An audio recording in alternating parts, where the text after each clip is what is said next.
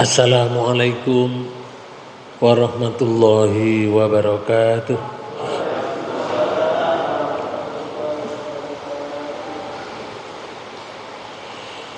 Bismillahirrahmanirrahim. Innal hamdalillah nahmadullaha tabaraka wa ta'ala usolli wa usallimu ala anbiya'ihi wa rusulihi wa ala khatamihim nabiyina Muhammadin sallallahu alaihi wasallam wa ala alihi wa ashabihi ajmain. Qala Allah ta'ala fi kitabihil karim, a'udzu billahi minasyaitonir rajim, wa auhayna ila ummi Musa an ardihi fa idza khifti alaihi fa alqihi fil yammi wa la takhafi wa la tahzani inna radduhu ilaiki wa ja'iluhu minal mursalin. Shadaqallahul azim. Hadirin hadirat Bapak Ibu yang dirahmati Allah, mari kita mulai kajian ini dengan bacaan basmalah. Bismillahirrahmanirrahim. Kajian kita di surat 28 di ayat 7 dan seterusnya. Sebagaimana ayat yang saya baca tadi mengisahkan bahwa Nabi Musa dulu dilahirkan oleh ibunya yang penuh dengan drama dari Allah Subhanahu wa taala, yang pada akhirnya berada di kerajaan orang yang durhaka namanya Fir'aun. Sama yang terjemahkan itu secara umum. Dan kami ilhamkan kepada ibu Musa, susuilah dia. Nabi Musa itu ketika lahir, para bapak ibu, kebijakan atau keputusan Fir'aun dalam undang-undang negaranya waktu itu, siapa yang lahir laki-laki dari kalangan Bani Israel, ada dari kalangan Bani Israel, kalau bayi lahir laki-laki disembelih. Makanya Allah menceritakan kepada kita, kami ilhamkan kepada ibunya Nabi Musa, susuilah dia. Lanjut. Dan apabila kamu khawatir terhadapnya, maka jatuhkanlah dia ke sungai Nil. Ini perintah lewat ilham, Bapak. Ibunya Nabi Musa itu bukan nabi, bukan rasul, tapi diberi ilham oleh Allah. Susuilah, kalau kamu khawatir undang-undang itu mengenai kamu, anakmu laki-laki itu, jatuhkan ke Nil, sungai Nil. Nah, terus kisahnya bagaimana? Nanti saya sebutkan ya. Lanjut ayatnya. Dan janganlah kamu khawatir, dan janganlah pula bersedih hati,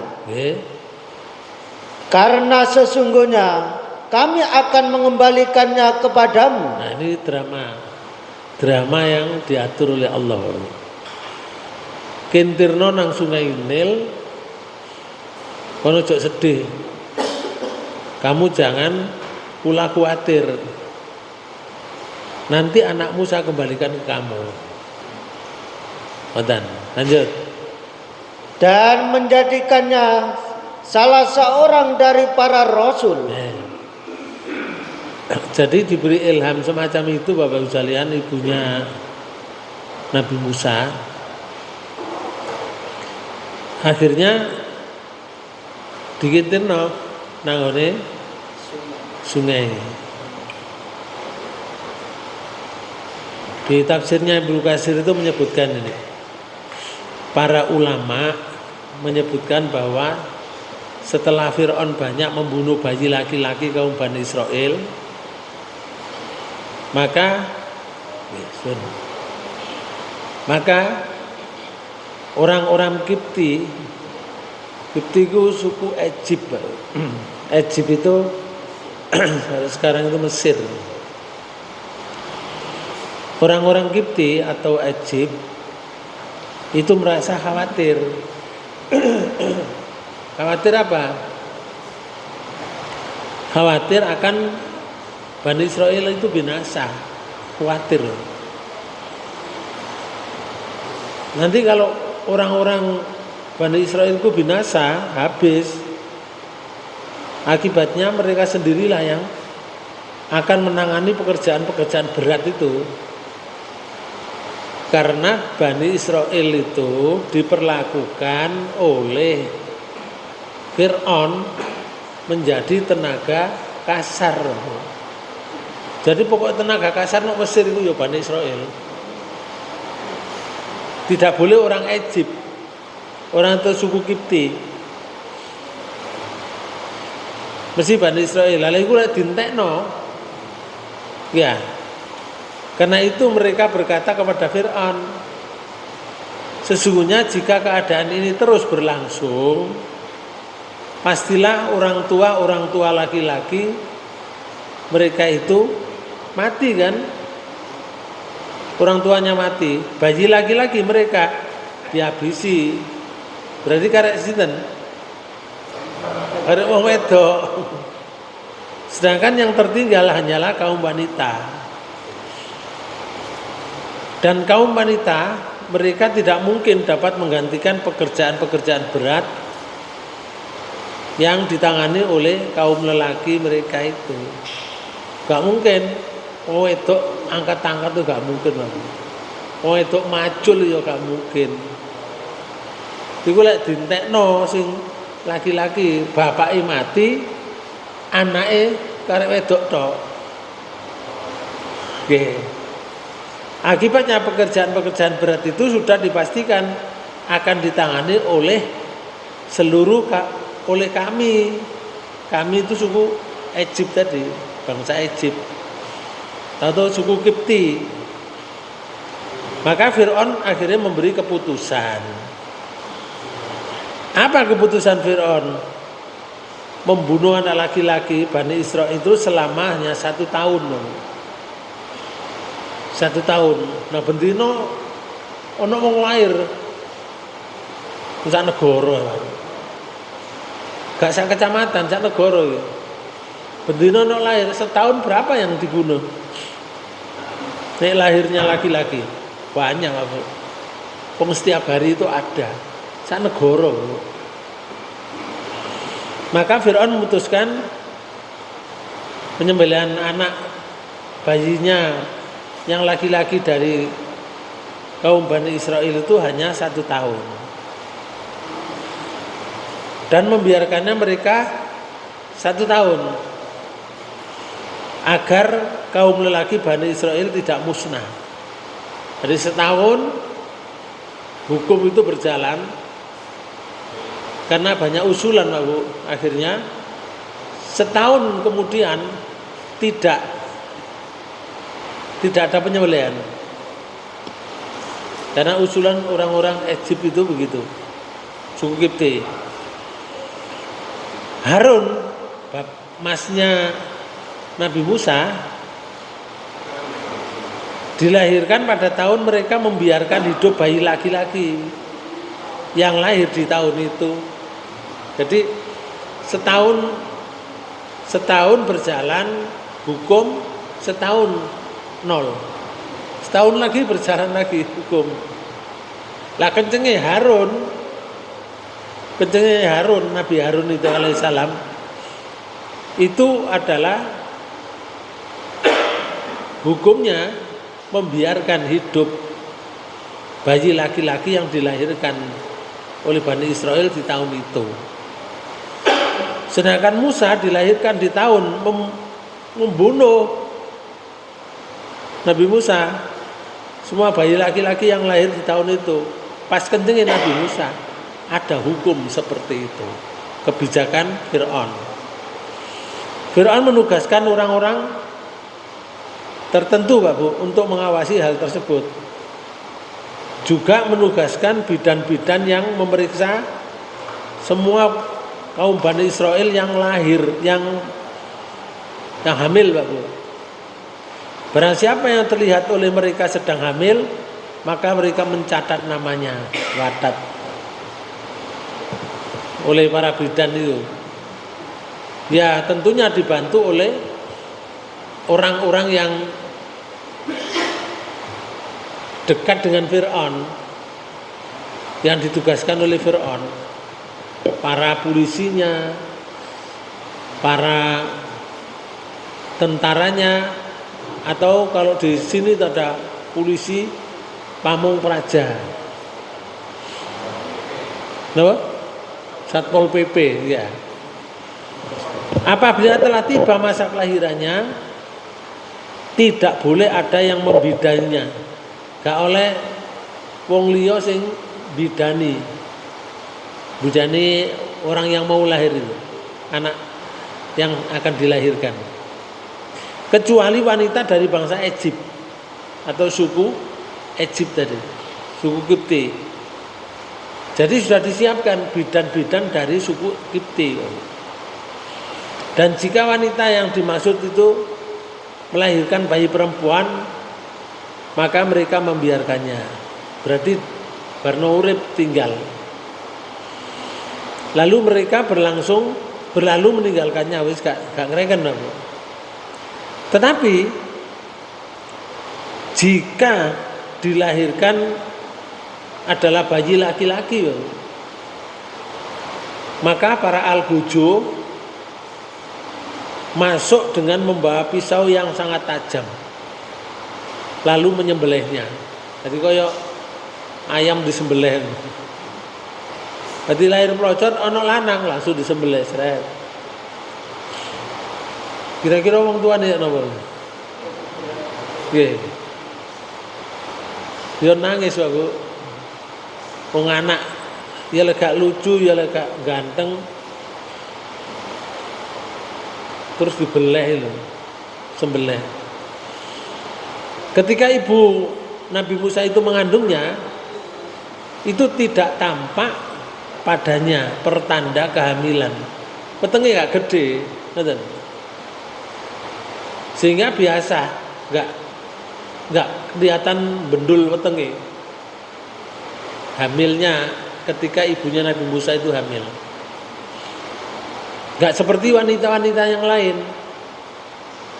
Karena itu mata-mata perempuan Fir'aun tidak mengetahui kalau ibunya Nabi Musa itu hamil. Karena ada orang hamil enggak kelihatan hamil. Ya, ada. Gak gede. Nah, lek gak gede kira-kira metune kan cilik. Areke cilik ya. Apakah Nabi Musa itu keluarnya kecil? Lah itu sih gak diceritakan. Itu yang tidak diceritakan. Tetapi setelah ia mengetahui bahwa bayi yang dilahirkannya adalah laki-laki, ibunya Nabi Musa terasa sempit dadanya, sesek, dan hatinya dicekam rasa takut yang sangat. Karena apa? Bagaimana keselamatan bayi saya? Sedangkan ia sangat mencintainya dengan bayi ini. Bayi ini yang namanya Musa itu ganteng Mbak Bu. Makanya ibunya ya sangat mencintai. Orang yang bertemu ya sangat cinta, jatuh cinta. Disebutkan bahwa Musa ketika masih bayi, tiada seorang pun yang melihatnya, melainkan pastilah ia mencintai. Kalau roh mesti mencintai. Dibuat begitu oleh Allah karena ganteng ya. Dan orang yang ditakdirkan bahagia adalah orang yang mencintainya. Hatinya bahagia. Juga mencintai syariat yang dibawa oleh Nabi Musa. Lalu Bapak Ibu sekalian, di ayat lain Allah berfirman di surat 20, surat Toha ayat 39, wa alqaitu alaika mahabbatam minni. Kami terjemahkan. Dan aku telah melimpahkan kepadamu kasih sayang yang datang dariku. Ini loh aku. Dia melimpahkan kepadamu kasih sayang yang datang dari Allah. Jadi kasih sayang ketika orang melihat Nabi Musa itu masuk kecilnya waktu itu sangat kasih, sangat sayang, gantengnya gak, terus potongan orangnya itu. Setelah hati ibu Musa itu merasa sempit karena mengkhawatirkan keselamatan putranya, maka ia menerima ilham dari Allah. Bukan wahyu ya, tapi ilham. Kalau wahyu itu Nabi diberi ilham oleh Allah. Maka di surat 28 ayat 7 ini menyebutkan ini, wa auhayna ila ummi Musa. Ini kalau diterjemahkan letterlek ya, wa auhayna itu memberikan wahyu. Tapi di sini artinya karena bukan nabi, bukan rasul, ilham. Zaman terjemahkan lagi. Dan kami ilhamkan kepada ibu Musa. Ilham ini. Susuilah dia. Nah, terus dan apabila kamu khawatir terhadapnya, maka jatuhkanlah dia ke sungai Nil. Terus dan janganlah kamu khawatir.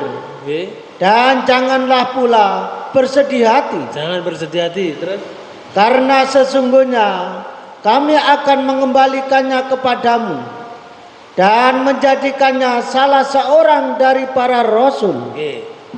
Jadi sudah diberitahu ibunya lewat ilham tadi. Lek arek cilik iki jange dadi rasul. Tadi sudah diberitahu. Jadi masih kecil itu sudah dipandang oleh ibunya, wah anakku nanti jadi rasul. Terus ceritanya rasulku seperti apa kan begitu. Mulainya ibunya tidak tahu. Hanya diberitahu oleh Allah, anakmu besok kalau besar jadi rasul. Saiki cemplungno nanggone Nil. Lele arek iki dicemplungno ya mati kok. Ya. Mati ya apa caranya gak mati? Ya. Lah. Lek caranya gak mati ngeten.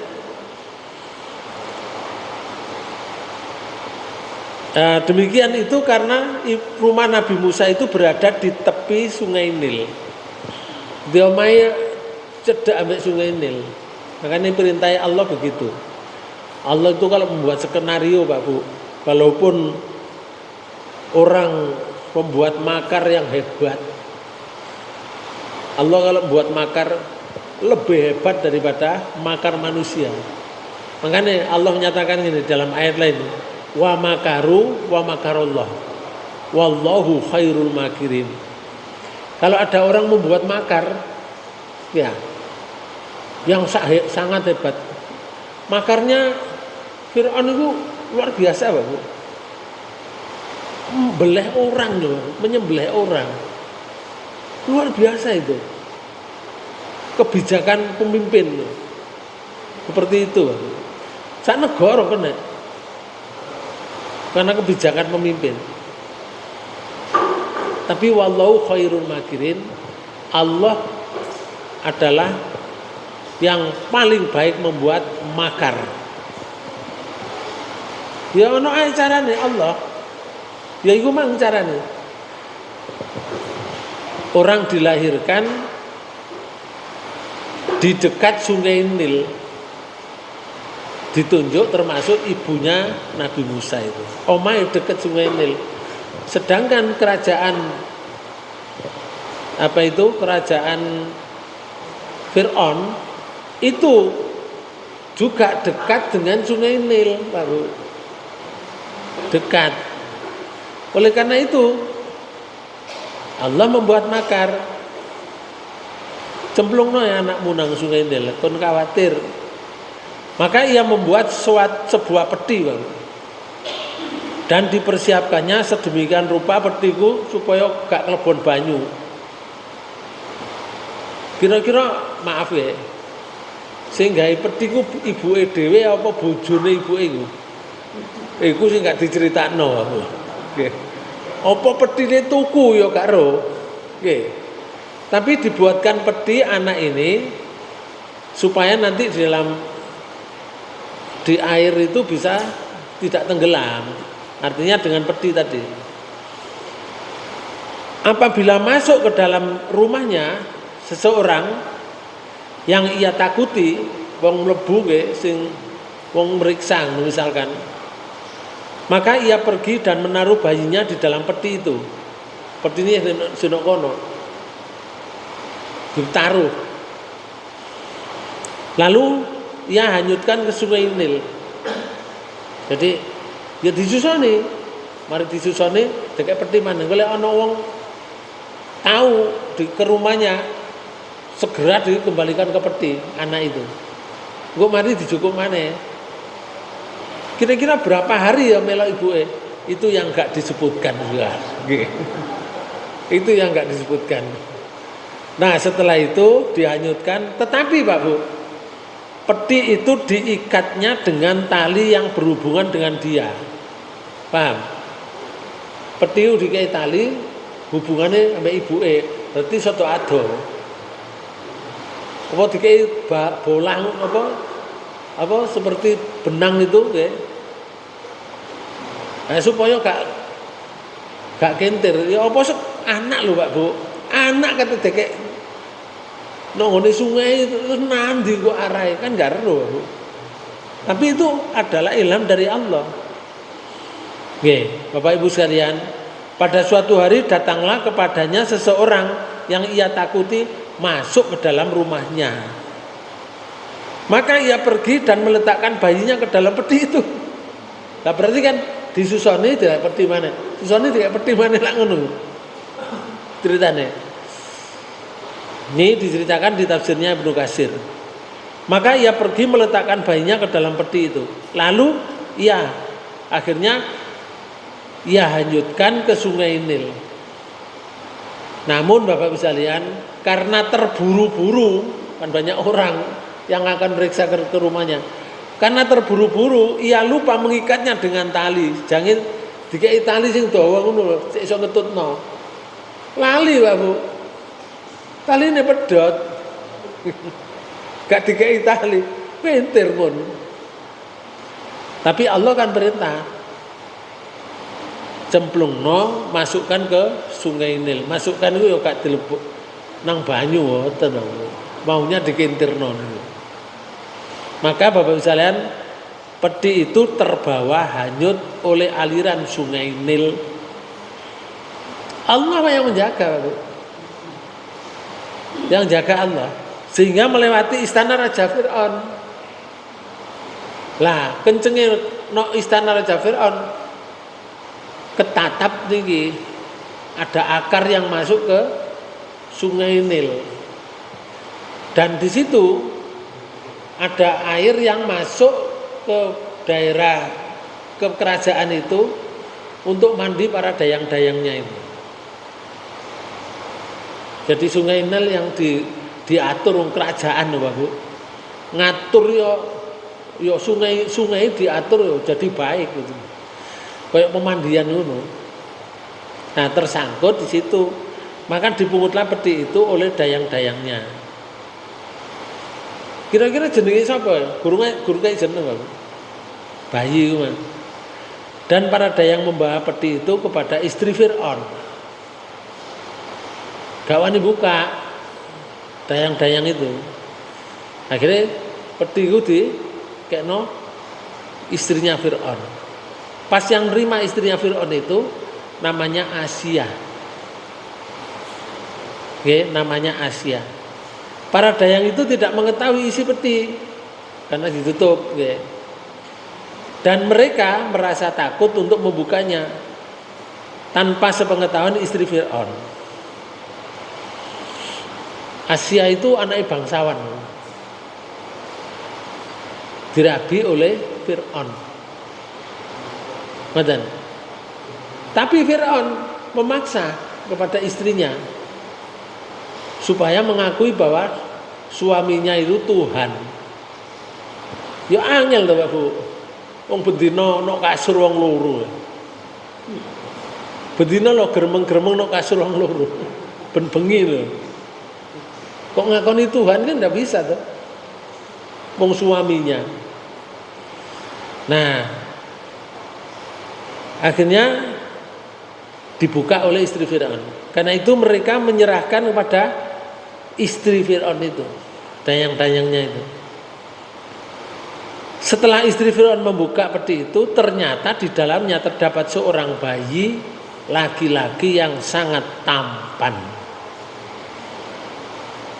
lucu dan bercahaya. Pertanyaan saya, kira-kira bayi ini nangis apa meneng ya nang peti ngono? Ah iku sing gak diceritakno, Pak Bu. Nah, dan Allah menjatuhkan rasa cinta. Jadi rasa cinta itu dari Allah, Pak Bu. Allah menjatuhkan rasa cinta ke dalam hati istri Fir'aun terhadap Musa tadi saat memandangnya. Nah, Musa ini yang memberi nama dari istri Fir'aun,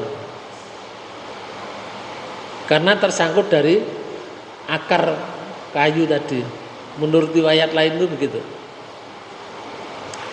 Demikian itu merupakan kehendak Allah. Nah, itu namanya makar, yang telah menakdirkan istri Fir'aun sebagai orang yang bahagia dan mentakdirkan suaminya sebagai orang yang celaka. Istrinya Fir'aun orang yang bahagia, ditakdirkan suaminya menjadi orang yang celaka.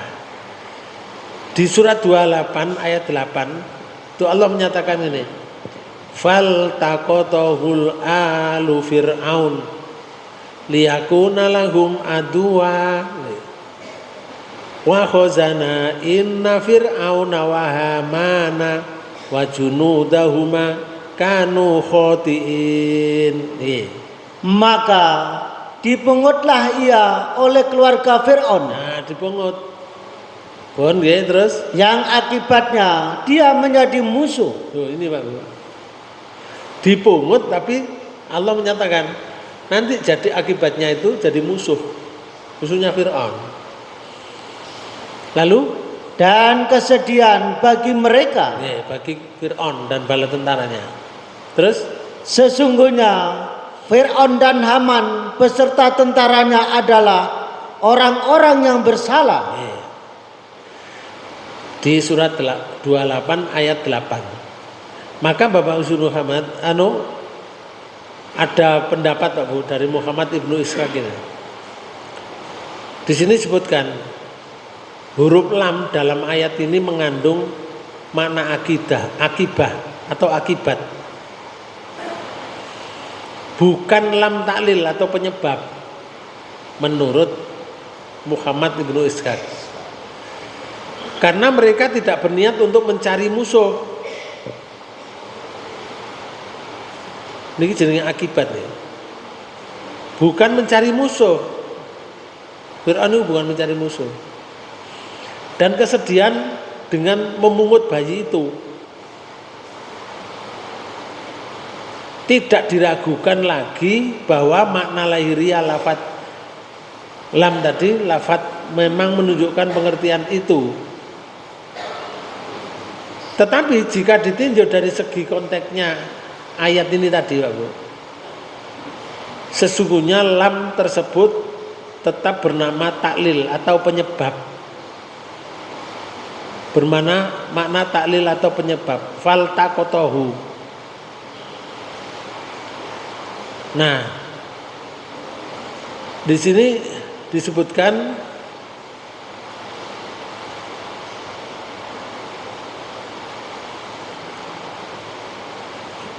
bermakna taklil atau penyebab. konteksnya ayat. Dengan pengertian ini bahwa Allah Subhanahu wa taala telah menetapkan mereka memungutnya. Jadi penyebab memungut ini, penyebab memungut anak kecil tadi. Sebagai musuh dan kesedihan bagi mereka. Bukan akibatnya, penyebab. Ini konteksnya ayat. Sehingga pengertiannya lebih kuat dalam membatalkan sikap hati-hati mereka terhadapnya. Bapak Ibu sekalian, di akhir ayat 28, surat 28 ayat 8 itu ada kalimat ini. Inna fir'auna wa hamana wa junudahuma kanu khotiin. Akhirnya tadi loh. Sesungguhnya Fir'aun dan Haman beserta tentaranya itu adalah orang yang salah, bersalah. Allah menyatakan begitu. Karena itu Bapak Ibu sekalian, Allah berfirman di surat Qasas ini tadi ayat 8. Maka dipungutlah ia oleh keluarga Fir'aun, akibatnya katanya, dia menjadi musuh dan kesedihan bagi mereka. Seandainya Allah menghendaki, bisa saja Pak Bu, Fir'aun itu menjadi penolong dan pendukung Musa. Bisa enggak? Bisa. Bisa, tapi tidak begitu. Karena Fir'aun orang yang durhaka, terbalik. Jadi musuh, bukan menolong Musa dalam dakwah. Makanya di akhir ayat itu disebutkan yang akhirnya dia menjadi musuh dan kesedihan bagi mereka. Bagi mereka itu Fir'aun. Ini di ayat 8 ya. Lalu niki di ayat 9. Di ayat 9 itu disebutkan begini. Wa qalatim ra'atu fir'auna qurratu li walaka la taqtuluhu asa ayyang fauna au nattakhidahu walada wa hum la yasurun. Ayat 9. Dan berkatalah istri Fir'aun, Nah, Asia tadi muni ngeten. ia adalah penyejuk mata hati bagiku dan bagimu. Oh. Jadi ini istrinya ini. Mas Fir'aun. Lah bojo kan jeluk ngoten ya. Nggih.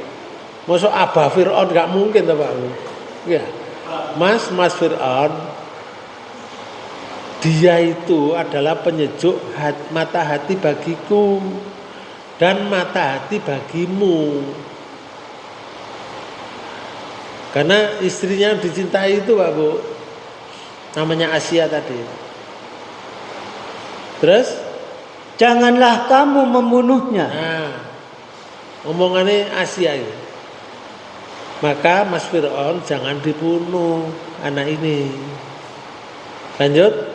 Mudah-mudahan ia bermanfaat kepada kita, Terus atau kita ambil ia menjadi anak. Sedang mereka tiada menyadari. nggak menyadari kalau itu nanti jadi musuh. Sementara hukum di luar arek lanang pateni sing anak Bani Israel. Tapi ono arek lanang mlebu nang istana. Nah, ini kan jenenge makare Allah lebih hebat daripada makar manusia. Hukum berjalan di sana nyembelih anak laki-laki. Leren setahun mana hukum berjalan lagi. Lah saiki ono arek mlebu istana jadi anak. Namanya anak angkat karena Asia itu tidak punya anak. Nonton Bapak. Nikah dengan Fir'aun itu tidak punya anak. Apa reaksi Fir'aun terhadap bayi itu? Ketika Fir'aun melihat bayi itu, hampir saja ia membunuhnya. Karena merasa takut bahwa bayi itu dari kalangan Bani Israel. Kan garo, bayi ini sopo garo. Seandainya saja tidak ada Asia istrinya yang menantangnya dan melindungi bayi itu serta meminta kepadanya agar mengasihinya. Seandainya tidak ada itu, Asia mengatakan seperti yang disitir oleh firman Allah ini, ia adalah penyejuk mata hatiku bagiku dan bagimu. Maka Fir'aun menjawab, itu bagimu, penyejuk hati bagimu, tetapi bagiku tidak. Ngoten. Fir'aun mengatakan begitu. Bagimu penyejuk hati arek iki, tapi bagiku tidak. Tapi jenenge arek cilik Pak Bu, susunya diambil anak angkat, kan berarti panganannya enak-enak ya. Roti-rotian, ya, susu dan seterusnya. Di rumah guru mesti ngoten Pak Bu. Ya. Ono STMJ-nya mungkin ngono ya. Nggih, panganane ngombene dan seterusnya. Dan memang dijadikan kejadiannya adalah seperti apa yang dikatakan oleh Asia tadi. Allah memberinya petunjuk melalui Nabi Musa, sedangkan Fir'aun dibinasakan oleh Allah melalui Musa. Asia mendapatkan petunjuk melalui Musa, Fir'aun karena mengatakan tetapi bagiku tidak, dihancurkan oleh Allah juga melalui Nabi Musa. Asia ini Pak Bu, namanya Asia binti Muzahim. Bapake Asia itu jenenge Muzahim. Nih, istri Fir'aun yang disebut dalam Al-Qur'an ya, Asia binti Muzahim. Beliau adalah satu-satunya istri Fir'aun yang disebut secara tersirat dalam Al-Qur'an. Pertanyaan saya ya, berapa istri Fir'aun? Kan lebih dari satu mungkin, cuma nggak disebutkan dalam Al-Qur'an. Berarti istrinya penguasa loh Pak Bu. Istrinya yang sah ini Asia. Yang lain tidak sah, jumlahnya banyak. Itu namanya apa? Selir. Hundek atau selir, banyak itu. Sing sah siji, gak duwe anak. Makanya dari selir-selir itu duwe anak wedok. Duwe anak wedok ketika disisir rambutnya setelah mandi loh Pak Bu. Sisirnya jatuh, lah sing nyisir iki pembantunya. Pembantunya jenenge Masito. Betul. Begitu jatuh, innalillahi wa inna ilaihi rajiun. Maka anak itu tanya, loh, kamu mengatakan innalillah, sungguhnya Allah, Tuhan Allah, yang kamu maksud bapakku ya? Enggak. Allah itu Tuhanku dan Allah itu Tuhan bapak sampean. Dilaporno nangone bapake Masito itu tidak mengakui panjenengan bapak jadi Tuhan. Akhirnya Masito diinterogasi. Mari diinterogasi, tetap jawabannya Allah adalah Tuhanku dan Tuhanmu. Wahai Fir'aun, dihukum Bapak, digawekno wajan gede Bapak, wajan yang wong iso mlebu nang jero wajan, duduk iwak. Wong sing iso mlebu kena wajan yang besar, di bawahnya itu ada api yang menyala, minyak dilepuk nang kono. Keluarganya Masito itu Bapak, keluarganya Masito satu persatu dimasukkan ke dalam wajan tadi. Masito duwe anak cilik, katene mlebu nang wajan, delok arek iki gak duwe dosa, akhirnya arek iki lho muni Bapak. Anak kecil yang digendong oleh Masito tadi berbicara. Makanya ada anak kecil yang masih kecil bisa berbicara. Bayi yang bisa berbicara adalah satu, anak Masito, dua, Nabi Isa alaihissalam, tiga, ceritanya Ashabul Ukhdud. Terus yang 4 yang dulu diceritakan namanya Jurais yang dituduhkan perempuan dengan perempuan pezina itu. Ada 4 tuh. Anak cilik tapi berbicara lantang dengan baik. Sehingga bapak ibu dengan Masito ini mlebu pun bleng mateng kabeh Bapak. Sak keluarga. Rasulullah waktu Mi'raj itu berbau wangi. Disebutkan, ini kok ada kuburan baunya wangi, itu kuburan siapa wahai Jibril? Yaitu kuburan Masitoh, pembantunya Fir'aun. Lek kuburannya lo wangi Bapak. Wangi apa kira-kira? Di surga. Nah, di dalam Quran surat Tahrim surat 66 di ayat 11 disebutkan wa daraballahu masalan lil ladzina amanu imra'ata fir'auna id qalat rabbi ainili indaka baitam fil jannah wa nujini min fir'auna wa amalihi wa najini minal qaumidz zalimin. Dan Allah membuat istri Fir'aun perumpamaan bagi orang-orang yang beriman ketika ia berkata, ya Tuhanku, bangunkanlah untukku sebuah rumah di sisimu di surga. Permintaan istrinya Fir'aun itu, ya Allah, buatkanlah aku rumah di surga. Bukannya Pak Bu, ya Allah, selamatkan aku dari harta yang mewah. Bukan. Mintanya rumah di surga. Lanjut. Dan selamatkanlah aku dari kejahatan Fir'aun dan perbuatannya. Serta Fir'aun terhadap istrinya.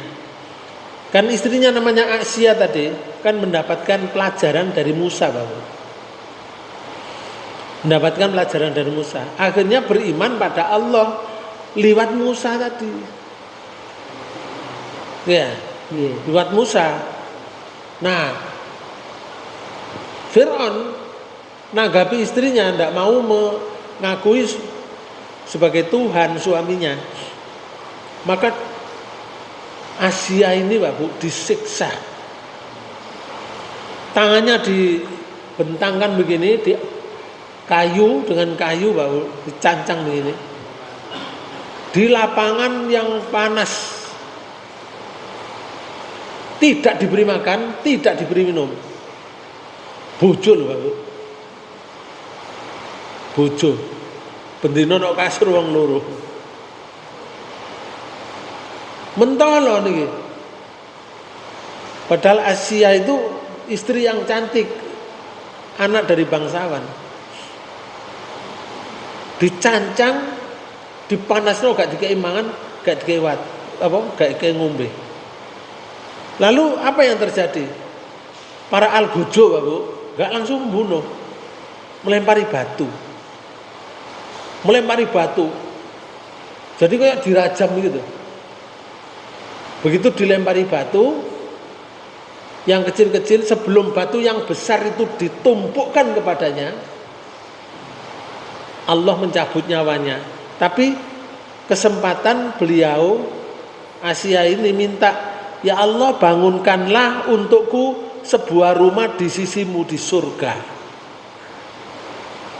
Dituruti oleh Allah, cabut nyawanya, pres. Setelah dicabut nyawanya, dibreki batu, tapi garo lek wong-wongku Asia wis mati Pak Bu. Tambah mati, tambah nggih, sudah meninggal, sudah mati. Nggih, tadi enggak rasakno napa? Sakit. Karena Asia ini besok diberi rumah oleh Allah di surga. Iki ge contoh wong mukmin Pak Bu. Sebelum ayat ini namanya ayat 10. Kuya contoh Contoh ini surat 66. Niki. Surat Tahrim. Di ayat 10. Daraballahu masalan lil ladzina kafaru imra'atan Nuh. Wa imra'atan Lut. Kanata tahta abdaini min ibadina sholihaini fakhonatahuma falam yughniya anhuma minallahi syai'a wa qila dkhulanna ma'ad dakhilin. Surat 66 di ayat 10. Monggo. Dan membuat istri Nuh dan saya ulangi, Allah membuat istri Nuh dan istri Lut perumpamaan bagi orang-orang yang kafir. Ini perumpamaan ya bagi orang-orang kafir. Terus keduanya berada di bawah pengawasan dua orang hamba yang soleh di antara hamba-hamba kami. Hamba yang soleh itu Nabi Nuh dan Nabi hamba Lut. Soleh Nabi Lut. Di bawah pengawasan bendino tidur bersamanya di satu kamar. Tapi bojone Nuh dan bojone Nabi Lut tidak beriman kepada Allah, tidak beriman pada Nuh dan Lut. Maka diceritakan oleh Allah dalam pengawasan orang yang solehah ini min ibadina. Lanjut. Lalu kedua istri itu berkhianat kepada kedua suaminya. Terus maka kedua suaminya itu tiada dapat membantu mereka sedikit pun dari siksa Allah. Maka bojone iku Pak Bu mendapat siksa. Saiki wis mati pisan. Itu mendapat siksa di kuburan. Nabi Nuh gak iso nolong bojone. Nabi Lut yo gak iso nolong bojone. Walaupun dulu bersama di satu kamar. Lanjut. Dan dikatakan kepada keduanya, masuklah ke neraka bersama orang-orang yang masuk neraka. Besok akan dikatakan oleh Allah, silakan kamu masuk ke neraka bersama orang-orang yang masuk neraka. Iki bojone wong iman tapi kafir. Sing sitok bojone wong kafir tapi iman. Sing lanang kafir namanya Fir'aun, bojone iman namanya Asia. Nek sing ayat niki wau, sing lanang padha imane, hamba Allah yang iman tapi bojone keduanya kafir, masuk neraka. Nah, Bapak Ibu sekalian, di ayat ini disebutkan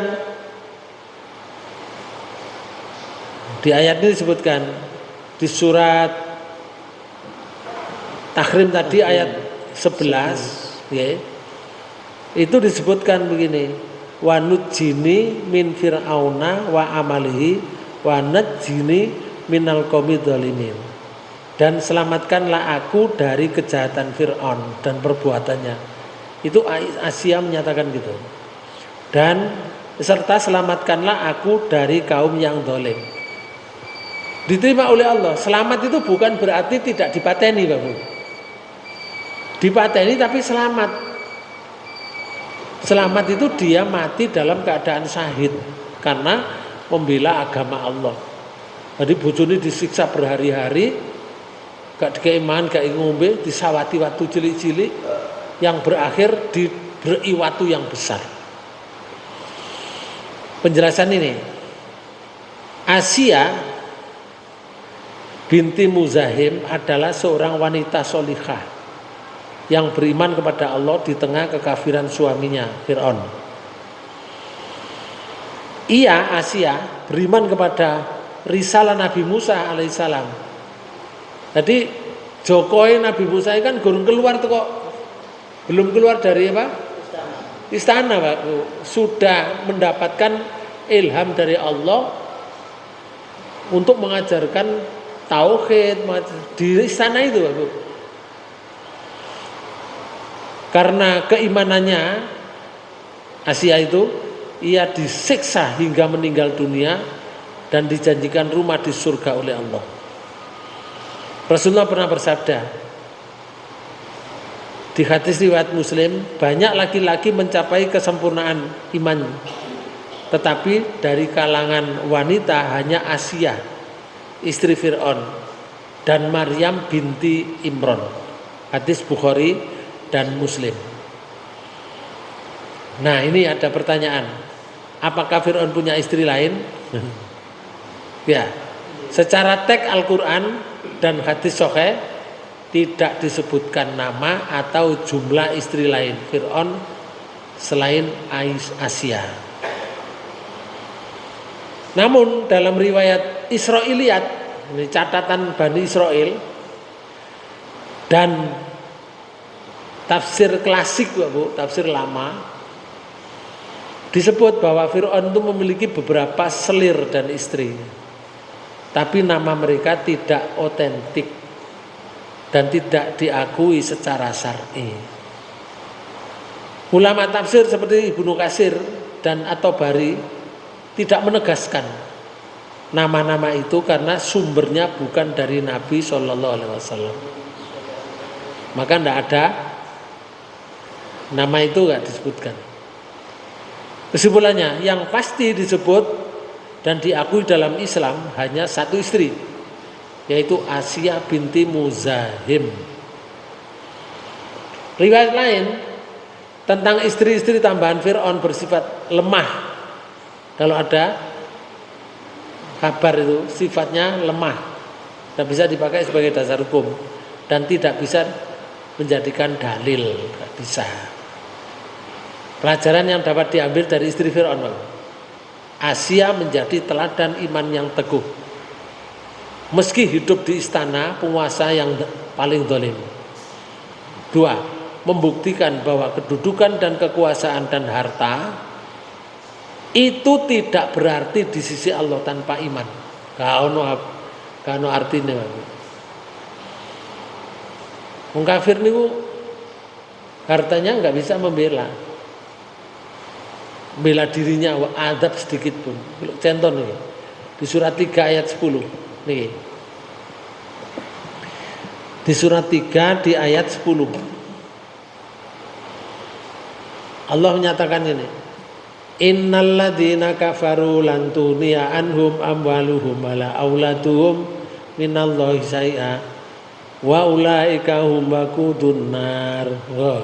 Sesungguhnya orang-orang kafir, harta benda dan anak-anak mereka sedikit pun tidak dapat menolak siksa Allah dari neraka. Niki lho, sedikit pun tidak dapat menolak siksa. Sedikit pun, sedikit tidak cuma titik loh, gak iso nolak hartanya itu, anaknya juga gak iso.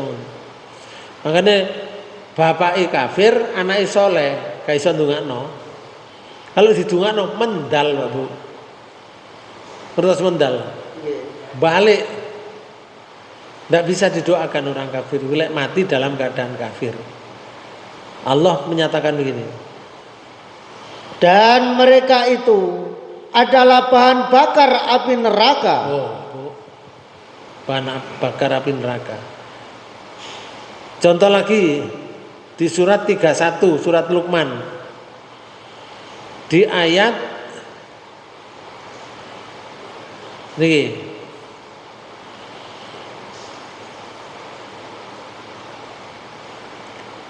di ayat 33. Nah ini, ya ayyuhan nasu taqu rabbakum wakhshaw yawman la tajzi walidun aw waladi wala mauludun huwa jazin aw walidihi syai'a inna wa'dallahi haqqun fala taghurrannakumul hayatud dunya wala yaghurrannakum billahil gharur. Nggih. Hai manusia, Nggih. bertakwalah kepada Tuhanmu dan takutilah suatu hari yang pada hari itu seorang bapak tidak dapat menolong anaknya. Oh, bapak gak iso nolong anak. Walikane. Dan seorang anak tidak dapat pula menolong bapaknya sedikit pun. Oh, sedikit pun gak iso. Anak nolong bapak sedikit. Itu hari kiamat. Anak gak iso nolong bapak. Saiki bojo nolong bojo, iso gak? Nggak bisa juga. Oleh karena itu kita berpacu untuk beramal baik. Tidak boleh jaga no bojone. Misalkan ibu-ibu ini jaga no, malah bojoku kok ahli ibadah. Ini aku lah nak surga gandolan sabu ya, gak iso Pak Bu. Gak iso gandolan sabu bojone gak iso. Nggih, ya sabuan gak sabuan. Nggak bisa itu. Nggih. Allah menyatakan gini. Sesungguhnya janji Allah adalah benar. Benar janji Allah itu. Lanjut pesannya Allah itu. Maka janganlah sekali-kali kehidupan dunia memperdayakan kamu. Oh, kalau kamu hidup dunia jangan terberdaya oleh dunia.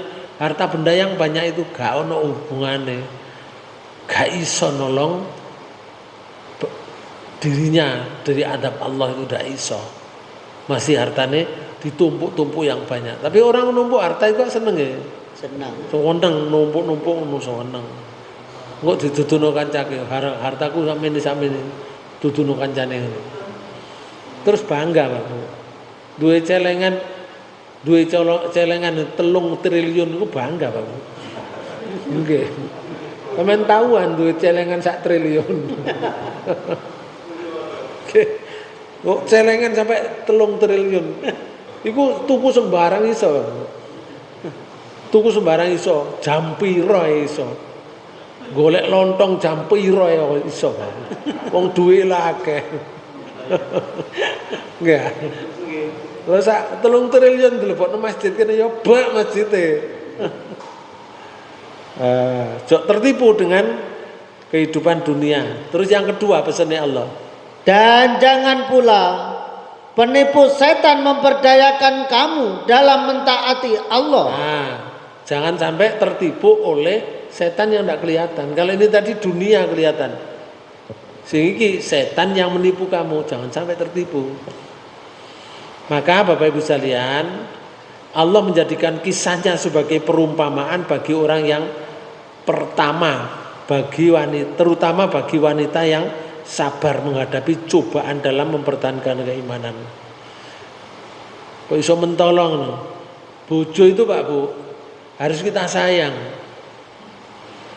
Sing nolong awake dhewe, sing bantu, sing mijeti, lek lara sing nukokno obat iku bojo Pak Bu, kudu anak. Saiki duwe dulure soge, gak mungkin ngeramut dulure Pak Bu. Bojo iku wong liya. Iya. Bojo wong liya. Tapi sing kantil terus nang awak niku sampai akhirat tuh, Bu. Bojo iku kantil sampai akhirat. Tapi dulur enggak. Saudara itu enggak. Ya, jadi saudara di dunia. Nanti kalau padha iman ya sampai akhirat. Tapi bojo ini kantil terus sampai akhirat tuh, Bu. Jadi di dunia ini masih anake wong liya dadi bojone. Dia yang merawat dirinya kalau sing lanang ku sakit. Atau sebaliknya lek sing wedok sakit, sing lanang sing ngramut. Lek dulur gak iso, Pak. Ada anake duwe pekerjaan dhewe. Anak iku sakit, cucune akeh. Dia repot dengan cucunya. Kadang-kadang nyambangi wong tuae gak sempat Bang. Sampai wong tuane nangis. Kok arek-arek gak tahu teko sih nang awak ngoten. Aku dibarno koyo ngene. Sampai 6 bulan gak disambangi blas ngono.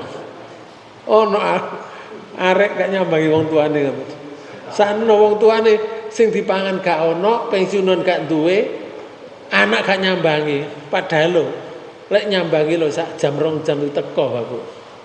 Gak ado mae. Gak sampai 2 dino. Tapi gak iso teko. Kenapa? Karena anak itu punya anak. Repot karo anake. Yo ngeterno sekolah, ngoten. Yo biayai sekolah, yo nyambut gawe untuk anake, yo untuk bojone. Wong tuane gak watek reken aku. Sing reken sapa? Bojone. Makane lek bojone gak ono, lek duwe bojo, ojo diseneni ae. Sano. Bojo diseneni. Bojo iku lho sing deket dengan awake. Nggih. Ojo diseneni, ojo disengrangi ae bojo niku. Ana wong nyengrangi bojo. Ono kene gak ono omah ke, Pak Bu. Enggak. No omah ke. Kadang ono sing lanang disengrangi ae sampe njer kukru. Jekukru ambek watu. Ngono. Terus disengrangi mbek sing wedok. Ono sing wedok iku ya disengrangi mbek sing lanang. Akhirnya si wedok kuru melengkung ngono. Ya Allah. Gak ngerti bojo iku sing dekat ambek awake. Pun sampeyan teman muga-muga pertemuan ini dibaringi hidayah Allah Subhanahu wa taala. Kita tutup pertemuan ini dengan bacaan hamdalah. Alhamdulillah. Subhanakallahumma wa bihamdika asyhadu an la ilaha illa anta astaghfiruka wa atubu. Assalamualaikum warahmatullahi wabarakatuh.